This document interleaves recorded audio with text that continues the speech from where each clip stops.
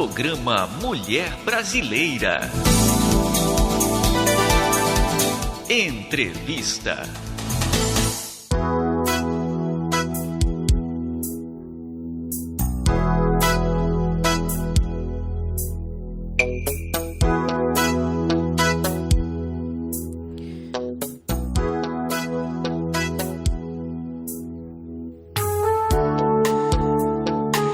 O transtorno de estresse pós-traumático, como o nome diz, surge em decorrência de alguma experiência traumatizante. Algo que aconteceu e de repente foi o gatilho para que aquilo surgisse em você. No estado do Rio de Janeiro, cerca de 530 mil pessoas que sofrem do mal são diagnosticadas. Estudo ainda não publicado, né? Ele é realizado pelo Instituto de Psiquiatria da UFRJ, mostra que mais de 97%, olha o percentual, gente, dos casos de estresse pós-traumático não são identificados pelos médicos em exames clínicos convencionais. É porque é algo que exige um especialista mesmo. E para falar sobre sintomas, como identificar, prevenir, porque a gente não pode não identificar, mas tendo alguém perto, né? Eu vou conversar para você saber mais disso, e eu também, óbvio. Eu vou conversar com o professor e psicanalista do Instituto Brasileiro de Psicanálise Clínica, Ciências Humanas e Sociais, Dr. Paulo Miguel Velasco. Bom dia, bem-vindo ao programa Mulher Brasileira. Muito obrigada por atender nosso convite. Bom dia. Bom dia, Mônica. A você e aos ouvintes da Rádio Rio de Janeiro. Eu fico muito grata mesmo, porque realmente 97% é um percentual muito alto para a pessoa não identificar um problema que pode trazer, eu acho que, sequelas para a vida toda, não é? Pois é. Se não houver um tratamento adequado, isso pode trazer sequelas para a vida toda. Uhum. E no caso, esse transtorno, né, de estresse pós-traumático, obviamente, é um gatilho, né, que acontece para que aquilo se desenvolva. Mas por que é tão difícil essa identificação? E um clínico, que normalmente a gente vai ao clínico quando tem alguma coisa errada, para ele encaminhar para os outros, né? A gente faz isso assim como se fosse uma espécie de bússola. A gente vai lá e ele dá o caminho. Por que é tão difícil? Assim, não tem uma receitinha? Eu sempre falo receitinha de bolo porque são pontos assim certos, né? De identificação. Não tem no caso do estresse pós-traumático? Bom, na verdade, é um psiquiatra que deveria cuidar do caso. Uhum. O clínico pode até, porque qualquer médico pode prescrever medicação. Mas o psiquiatra é um especialista que lida diretamente com esse assunto, com mais eficácia. Uhum. Mas aí eu digo assim, por exemplo, a gente identificar os sintomas, porque, por exemplo, alguma coisa que não é traumática, por exemplo, para o senhor pode ser para mim, e aí eu vou, como resultado daquilo, eu não tenho uma característica comum com as outras pessoas no meu comportamento, derivado justamente desse gatilho que... não precisa ser um especialista para você observar que uma pessoa está diferente nesse sentido. Por quê? Porque é um distúrbio de ansiedade e ele é caracterizado por um conjunto de sinais e sintomas, tipo físicos, psíquicos, emocionais, tudo em decorrência do indivíduo ter sido vítima ou testemunha de atos violentos, que são as situações traumáticas. E que representam ameaça à sua vida ou até à vida de terceiros. E no caso, por exemplo, eu tenho um caso que eu conheço de uma conhecida, ela estava dirigindo, ela não, o esposo dela estava dirigindo, o ônibus atravessou o sinal, pegou justamente a porta do carro do lado dela. E ela simplesmente não consegue entrar dentro de carro. Esses distúrbios, assim, podem ser considerados, no caso... um estresse pós-traumático, tem correção, quer dizer, tem cura esse tipo de comportamento?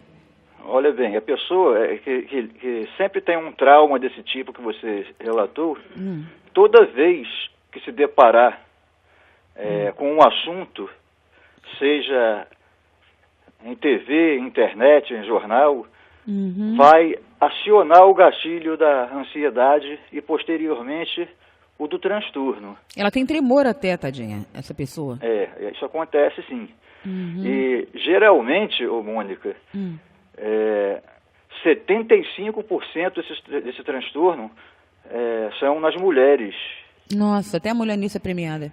Isso é baseado em muitos assaltos, estupros e em alguns casos até traição conjugal. A incidência maior, então, acaba sendo sobre a mulher mesmo, devido a uma certa fragilidade, não só social, mas física também, não é? no caso? Hoje em dia eu posso observar no meu consultório pessoas que me procuram com estresse pós-traumático decorrentes de abusos sexuais na infância. E agora tá surgindo muito isso do revelar, né? Que era um tabu. O estupro, por exemplo, causa um trauma na mulher que persevera até a vida adulta. E se não houver um tratamento, isso pode ir subindo as escadinhas dos transtornos mais graves. Vai adquirindo outros, no caso? Vai adquirindo transtornos mais potentes. Ele adquire também o transtorno do pânico. Toda vez que se depara com a notícia, por exemplo, um assalto, vai acionar a ansiedade e o transtorno do pânico. Pela consequência que pode levar uma coisa, levar a outra e acontecer o mesmo novamente, né? E se não for tratado, pode ficar crônico e incurável. Nossa, e esses tratamentos normalmente é para a vida toda ou eles são, não vou dizer nem paliativos não, mas no caso a pessoa se trata para a vida toda ou ela consegue uma cura num determinado tempo? Eu digo assim, a médio, longo prazo, que eu acredito que curto prazo seja mais difícil, né? Tem cura sim. Agora, com uma condição, desde que busque o tratamento. Se não tratar, não tem cura. E o tratamento para isso é a terapia cognitivo-comportamental e, às vezes, a indicação de medicamentos ansiolíticos quando necessários. Então é medicamentoso e terapêutico, no caso, né? Também, E o tempo varia muito da pessoa, de pessoa para pessoa. Se a pessoa for determinada no tratamento, o prazo é mais curto.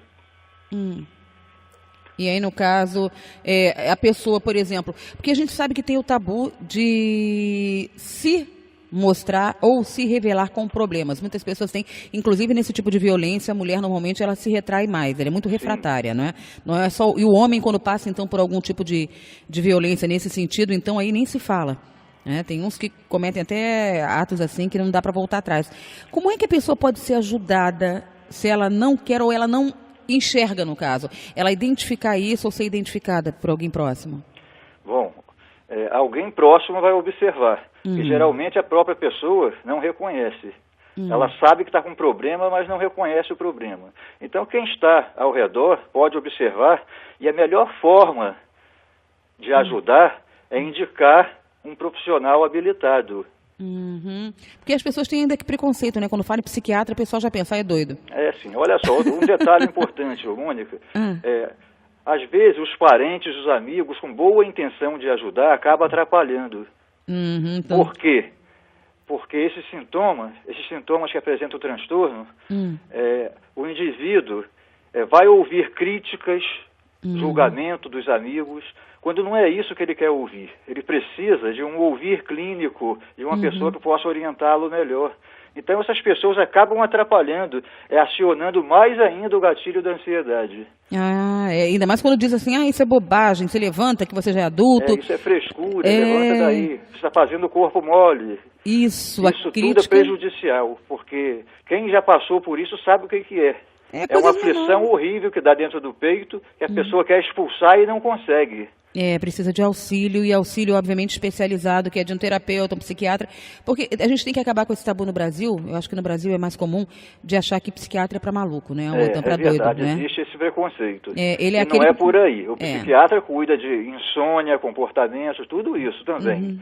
É verdade. É aquele que pode realmente orientar e justamente indicar os medicamentos, se forem necessários, como coadjuvantes ou principais no tratamento, né? A gente tem que procurar isso. E, doutor, para quem quiser justamente ter essa orientação, o senhor tem contato, o senhor tem e-mail, porque os nossos ouvintes já começam a mandar perguntinhas, que é todo mundo achando que tem alguma coisa, né? Mas quem tem que dizer é o médico. Sim, olha bem, eu tenho um livro sobre o assunto chamado Depressão e Transtornos Mentais. Opa, Depressão e Transtornos... da editora WAC. Mentais, editora... Já fiquei curiosa, adoro ler. WAC. Sim.